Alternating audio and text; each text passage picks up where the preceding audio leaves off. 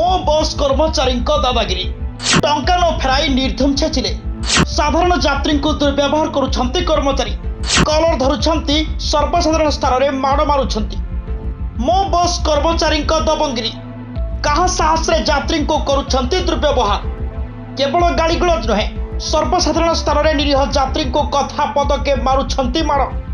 राज्य सरकार गमनागमन सुविधा करने राज्य में मो बस सेवा आरंभ करथिले जहां मूल अस्त्र कर निर्वाचन बैतरणी पार करने को सरकार योजना करिसेंती किंतु जहां नहीं राज्य सरकार बाहा नेउछंती तार वास्तव चित्र देखिले आपण मुंड घुराईदेव।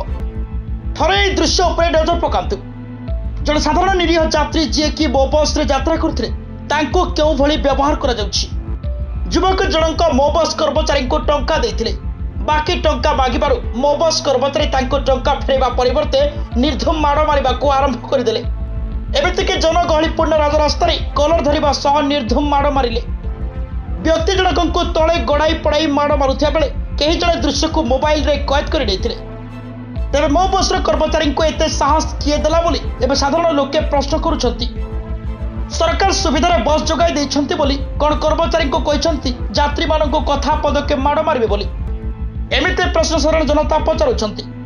तेबे वीडियो सोशल मीडिया रे घुरी बुलुथिया बेले ए वीडियो देखि सरकार क्यों कार्यानुष्ठान ग्रहण करुछंती ताहा देखिबाकू बाकी रहिला।